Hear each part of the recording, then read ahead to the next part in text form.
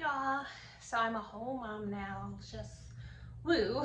So if my baby cries or anything, I have him with me right here on mommy duty.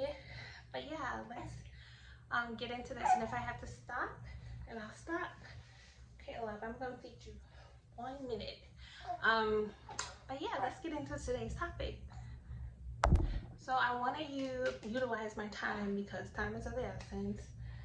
Currently we're doing combo feeding, so we're doing breast and formula. My boy is a big boy. But yeah, so I want to talk to you guys about, 1 second guys. My baby is currently 5 weeks old, so if he cries or anything, thank you guys in advance for understanding. If you're new to this channel, thank you in advance. Make sure that you subscribe. Right now I'm feeding him his bottle. But I wanted to talk to you guys today. Gotta do kisses. I want to share eventually like my labor and delivery story with you guys. Maybe share my wedding video with you guys. But life has just been so busy since marriage and now having a baby who's only 5 weeks old. But I want to talk to you guys about getting over rejection so that you can get back out there and date. And the reason why I want to talk to you guys about this is because so often I talk to my friends, I talk to single women, I talk to women that desire to be married, whether they're all the way from 20 to 70 plus. And one of the things that they say that stops them from getting back on the dating scene is rejection. And what I wanted to say, you guys, is that number one, rejection is so normal. Like, it's so normal.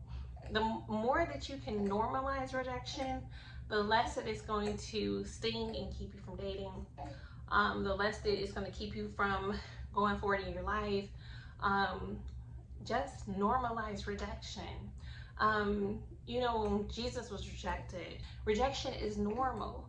I can think of a time where, well, multiple times before I even met my husband, I was rejected, period. I mean, I used to be rejected, and at first it used to hurt me so bad. Why did he ghost me? Why did he not see my value? All those questions would run through my head. But then I realized everyone who walks into Tiffany's cannot afford to buy the nicest diamond or one of the nicest diamonds. Everyone who walks into Tiffany's doesn't come there with the intention to buy. And it doesn't say anything about the diamond. What it says is more about that customer and their capability to do what it takes to purchase the diamond. And once I started to view it from that lens and from that viewpoint, the rejection became less about me and more about them. So really, number two, when you're coming in contact with rejection, look at it as if you are one of the nicest diamonds at Tiffany's or whatever high-end diamond store that you like, and realize that it's their loss. Like, genuinely and sincerely, it's their loss. Like, if you go on a date and the guy doesn't call you, for instance, I went on a date. I really thought that this guy could have been the one. This was back in my days before I fully understood what I know now about dating and what I teach my dating clients. I got all dressed up and what I thought was appropriate. Went on the first date and was so excited because on paper this guy looked as if he could be the one, right? I told my mom about it, my sister, they helped me go shopping. It was like a whole thing, okay? And come to find out, like, we had our first date and he said he would call me back. Well, he did call like once, but we missed each other or something. Then after that, he never called back again. And I was devastated because everyone in my family was excited about this particular guy. I was excited about him. And we went on one date and I was rejected. For whatever reason, you guys, he had just chose to move on. I don't know if a ex-girlfriend came back into his life or what, but he had chose to move on. And you know what? My baby needs his bottle. My baby needs his bottle. It's okay, baby. If you know what, that's okay. okay, you know?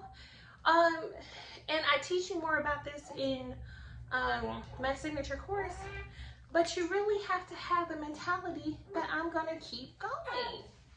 Keep going. Why? Because you deserve your love dream. You deserve your love dream. And if it's not with him, point number 3, you need to remember you are the prize. Now, when I say that, I mean exactly what I just said. The more you can view yourself as a prize, the less that you will take things to heart as if he's, you know, the prize. And I say that respectfully. But the Bible says, he who finds a wife finds a good thing and obtaineth favor, which means you are the prize, the reward that unlocks the key to favor. So if you approach dating from that aspect, that, okay, well, and if I'm not his favorite, I'm somebody's favorite, then you just move on. You just move on. And I really believe that I talk to so many women, I think this would be point number 4, who get emotionally attached so soon. Why are you emotionally attached after one date? You know, thinking that he's your husband after one date, one phone call, one text message from him, one glance at you across the church does not mean that he is your husband. And I believe that's what sets so many of us back. We hear a small percentage of dating stories where it was like, I knew she was the one, I knew he was the one, and we just assume like, okay, that happened to them and they saw each other and they had the first date and it was just love after that. Everybody's love story is not like that. For most people, especially if you're over the age of 30, you're going to have to date. And dating means being open to going and meeting somebody in a public place. You know, it doesn't mean that you I'm sorry, mommy duties, y'all. Dating means that you are open to being in a public place. It does not mean that you have to sleep with them or have sex with them or any of that. It just means that you're open to meeting a man in a public place. The way that you get to that point, where you're meeting him in a public place, the way that you get to that point is you have to be open to position yourself. And I go over that in my course as well. Being open to position yourself. How are you going to position yourself? Are you positioning yourself? Do you even know what it means? So you have to be available and open to dating. I think the worst mistake that people make is that they just keep putting it off. They put it off because of rejection from, oh, I tried it one time. I tried dating one time. Oh, I tried to meet up with a guy one time. How many dates have you had this year? You know, if you're not dating, how are you expecting this to happen? And if you think that it's just going to happen, but you've done this for like the past 30 years and it hasn't worked, your method has not worked, and I say this with all the love in my heart, why do you think that what you're doing is going to work if it has not been working? If it has not been working, why do you think that it will work? So I got a burp from you guys. I'm trying to do it while I'm on screen with you guys because I really do miss this, and I really do miss helping single women, and I really have had you guys in my inbox and reaching out to me like, Dawn, I need help. But it's just I've been so busy with being married and been so busy with being pregnant, which is why I created my signature course, which I'll put all the links and stuff below so you can see what that's about. I really miss this, and I really miss helping you guys. And I really am thankful that I realized the truth about dating, because without it, you guys, I would still be single. Like I say, single as a Pringle. Like super, super single. I would not have a husband. I would not have a child. And I know for 5% of the stories we see on YouTube, for 5% of the stories we see on Facebook, oh, I just waited and waited and went on a 1 year, 2 year dating fast and he came to me. That's so good. But honestly, that's only a handful of people. My story and the story of so many other women is that they need to, they must, they have to date. Marriage is a choice. It's not just like, oh, it's just gonna come out the sky, voila. If you want to be married, you have to make it a realistic dream, vision, goal, and then you have to do steps to position yourself. The way that I teach women is not through you chasing him down, you experiencing rejection that way. And so even this whole video, when I was talking about rejection, is more so he ghosted me, he stopped talking to me, he broke up with me. It's not I asked him for his number and he said no, or I asked him on a date and he said no. I don't believe in that as far as my approach goes. Now, if you're happy and you're a couple, and you're happy and you're married and that works for you, great. That's not the approach that I teach. But yeah, I guess final words. Don't let rejection stop you from all that God has for you. Like, I'm grateful for my husband. I'm grateful for my son. I'm grateful for the life that I have. And I'm thankful that when I realized, like in my early 30s, like something just clicked. I'm like, if I keep down this path, it's going to be absolutely, I just saw a picture of my life and I'm like, do I just want to be the auntie forever?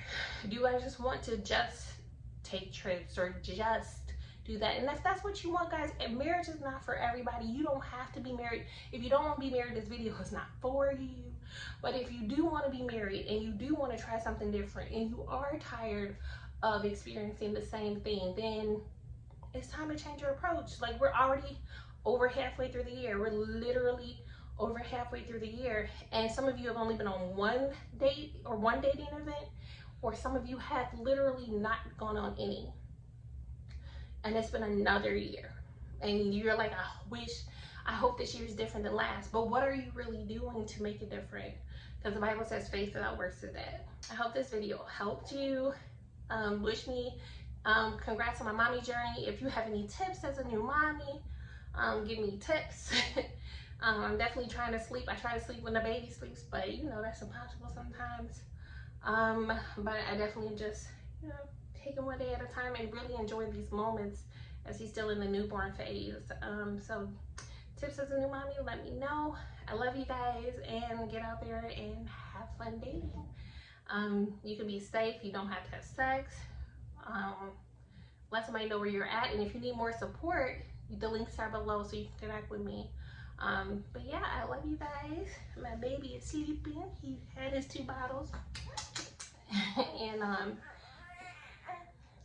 we're good over here.